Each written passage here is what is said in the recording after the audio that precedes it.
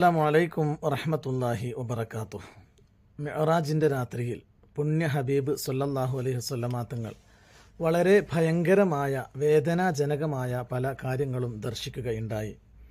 മഹാനായിരിക്കുന്ന Anas bin Malik റളിയല്ലാഹുവിൽ നിന്നും ഉദ്ധരിക്കുന്ന ഹദീസ് ഇമാം അബൂ ദാവൂദ് തൻ്റെ സുനനിലും അൽബാനി തൻ്റെ സ്വഹീഹിലുമൊക്കെ കൊണ്ടുവന്നതാണ്. ഖാല റസൂലുള്ളാഹി സ്വല്ലല്ലാഹു അലൈഹി വസല്ലം ലമ്മ ഉരിജ ബി മറർതു ബിഖൗമിൻ ലഹും അൽഫാറും മിൻ നുഹാസിൻ യഖ്മിശൂന വുജൂഹഹും വസുദൂറഹും.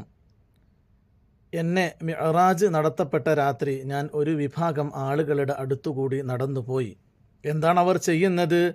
യഖ്മിശൂന വുജൂഹഹും വസുദൂറുഹും ലഹും അൽഫാറും മിൻ നുഹാസിൻ. അവർക്ക് ചെമ്പ് കൊണ്ടുള്ള നഖങ്ങളുണ്ട്. ആ നഖങ്ങൾ ഉപയോഗിച്ചുകൊണ്ട് നെഞ്ചിനെയും മുഖത്തെയുമൊക്കെ മാന്തി പൊളിക്കുന്ന വളരെ ഭയാനകരമായ ഒരു രംഗം ഞാൻ സാക്ഷിയായി.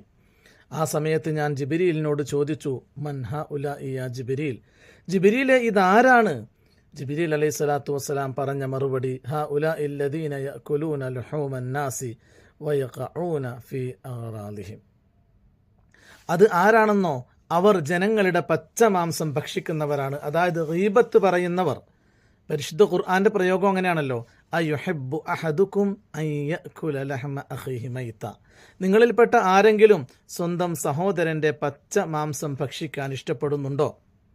ഗീബത്ത് പറയുന്നതിനെക്കുറിച്ച് ശക്തമായ ഭാഷയിൽ ഖുർആൻ പറഞ്ഞതാ.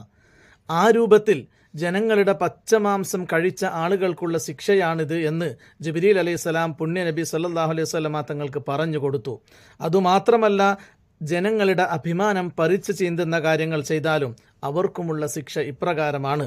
നാം മുമ്പൊരു ഹദീസിൽ പറഞ്ഞല്ലോ, ജനങ്ങളുടെ അഭിമാനം പറിച്ചു ചീന്തുന്ന ആളുകൾ അവരെ അല്ലാഹു തആല ഖിയാമത്ത് നാളിൽ വഷളാക്കുമെന്നൊക്കെ. ഏതായിരുന്നാലും ജനങ്ങളുടെ അഭിമാനം പറിച്ചു ചീന്തുന്നത്, ജനങ്ങളെക്കുറിച്ച് ഉള്ളതാണെങ്കിലും ഇല്ലാത്തതാണെങ്കിലും ഗീബത്ത് പറയുന്നത്, ഈ രണ്ട് കാര്യങ്ങളും വളരെ ശക്തമായ ശിക്ഷക്കർഹമാകുന്ന കാര്യങ്ങളാണ്. നമുക്ക് വളരെ നിസ്സാരമായി കാണുന്ന ഈ കാര്യങ്ങൾ അല്ലാഹു സുബ്ഹാനഹു വ തആലയുടെ മുന്നിൽ വളരെ ഗൗരവമുള്ള തെറ്റുകളായി തന്നെയാണ് കാണിക്കപ്പെടുന്നത്. ഇൻഷാ അല്ലാഹ് മറ്റൊരു കാഴ്ചയുമായി അടുത്ത പാർട്ടിൽ. വ ആഖിറു ദഅ്വാനാ അനിൽ ഹംദുലില്ലാഹ്. അസ്സലാമു അലൈക്കും വറഹ്മത്തുള്ളാഹി വബറകാതുഹു.